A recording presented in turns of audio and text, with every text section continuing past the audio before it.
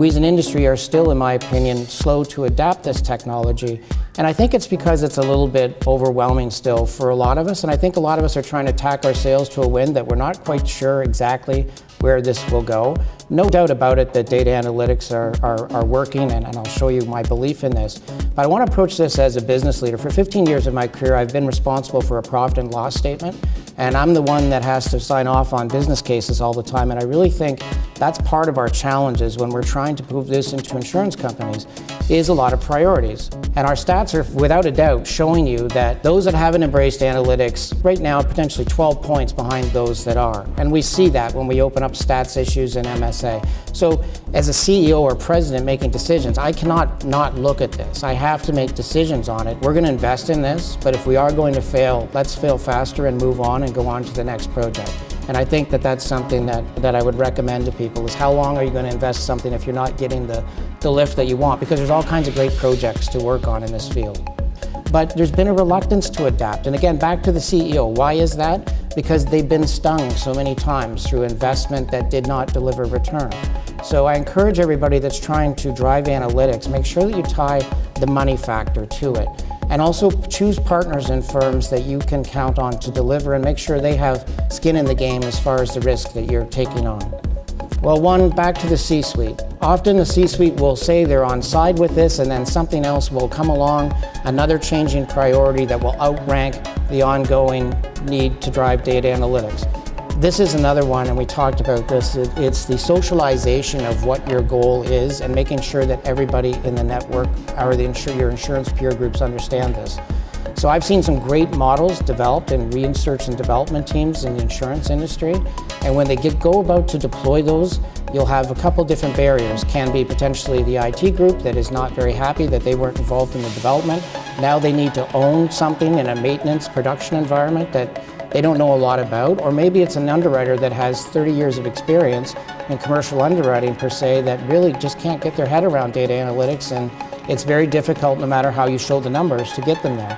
So I encourage everybody to be successful. Try to bring these peer groups together and socialize these and get everybody on side. Your data sets themselves. Some carriers have a significant amount of large data sets, which is wonderful, but often we find errors claims coding in those data sets, or migration from one platform to another over time has not made necessarily the data as accurate as you would want.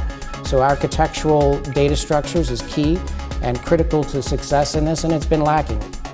And then your IT and your specialists that are driving analytics. We just heard from Margaret that there is a gap in talent in this industry. It's many organizations.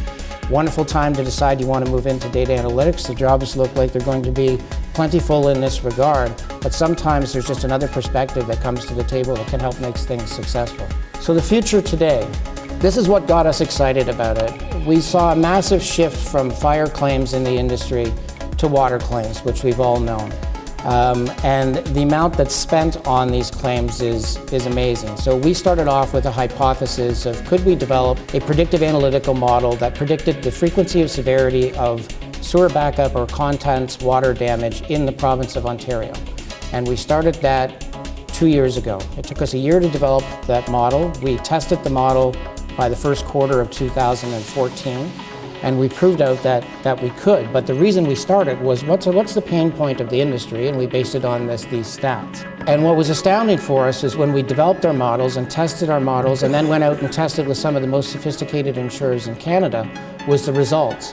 And again, back to the money. In our analysis, 20% of the sewer backup claims fell within the worst 2 deciles of our score. So our scores run like a credit score, but I've deciled them on another screen to show you 0 to 10, but we can run them, we normally build them out 0 to 999. But in the last 20%, which represents the lower the score, the worse the risk, the 20% falls within that. 20% of the policies for water damage represented 36% of the losses, or 531 million. And in wind and hail in Alberta, those 20% represented 46%. Now that's when I started, again, from the money perspective. That makes me wake up. I was trying to build out these things in your own organizations, bring the business case. So where the opportunity is anything below that red line in the lower deciles is a great marketing opportunity. But you can see that the premium associated is quite flat across that bandwidth. There's lots of room for pricing, aggregation, and discrimination on both sides of the band. If you want to get that profitable business, understand where it is. And what's exciting about, again, models that you're building and we build, is we're building them by location basis, not by a geopolygon area of a postal code or a FSA. This is on a property by property perspective. But look at the opportunity to the right. And again, it's not maybe a problem to your organization if you have some of these scores that are underperforming or more prone to have a claim, but you'd at least expect to get the proper premium for it. Wind and hail has kind of blown me away in Alberta. I think this is just, again, points to the massive amount of data that we have in construction feature information and others in this province. But what astounded me about this model and the results were in the lower deciles. You know, we all talk about Alberta, and that's actually where our head office company was originated from.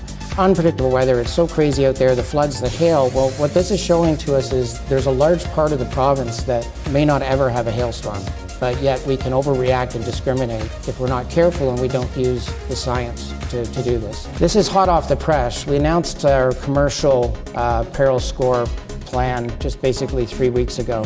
And here's our Ontario commercial model. So again, when we saw the lift, we believe there's a tremendous amount of opportunity. We're not seeing as advanced commercial models yet in the Canadian industry as we are seeing with auto and property. So it's an opportunity that we know will move. We're also sounding the alarms that we're seeing a hardening of the market on the commercial books. We're seeing small package commercial, which has been relatively soft for the last 12 years, I would argue. Pricing is starting, a lot of these small commercial packages or small to mid-market commercial policies that were so profitable for so long are starting to turn. So I think it's a great time to start focusing on commercial. Our models do not compete against our customers' models. Our models augment their models. So what they've done is they've proven that when they take Opta scores and put them into their own GLMs, we strengthen the signal of those models significantly because we have a unique data set. You have unique data sets, more information on the consumer than we don't even factor that into. But the construction feature data, geospatial data, socioeconomic data, and other resources that we've used to build our models are definitely proving strength in signal. So we applaud everybody to get on the data analytics model development train quickly, because if you don't, I'd be fearful of anti-selection if I were you. It takes 15 months, as I mentioned to you, sometimes to build these out, and that can be for one peril. We've put all of our resources on fast-tracking our development, and I was able to convince my board to give us funding for this. So it's become our #1 priority. And again, in an insurance company, there's multiple priorities and multi-competing priorities, and there's regulatory pressures, and there's all kinds of things. And most of you are replacing your policy management systems, and you're seeking new talent. Lots of things happening. So what I'm saying to you, if you haven't embraced an analytics story, firms like Opta and third-party data suppliers can help, because we can give you a fast track to success in this area, or at least a defense, to help you in a milestone delivery way, get up a preventative measure from being anti-selected against until you can build out your models. Our models also facilitate, it's a validation of your models. So we've done tests where people have retrofitted their models, and then they tested our models only to find out that they could correct their model and make it better. So the one thing Opta could do, or there's other data suppliers out there, and I want to, a lot of companies have had the traditional, opinion that we don't need anybody else's data, we have enough of it. That's not the way that I see the data analytics, big data culture unrolling. And it's not what we've experienced ourselves, because we continue to procure data at an ongoing rate, and we're finding sources on a weekly basis that increase our model strength and signal. So we've become a big aggregator of data. A lot of people are out there chasing it. I think we're all data junkies in this room, or we wouldn't be here. But I really do think that you have to look at this broader, and I think that thinking that everybody has enough data internally to build this out 100% and remain competitive, I just don't see that being the way in the next 5 years. So one of the things we are seeing, I'll just wrap up, is companies running their books. We're providing back the scores so that they can analyze as a first step what are their problems on a property-by-property basis.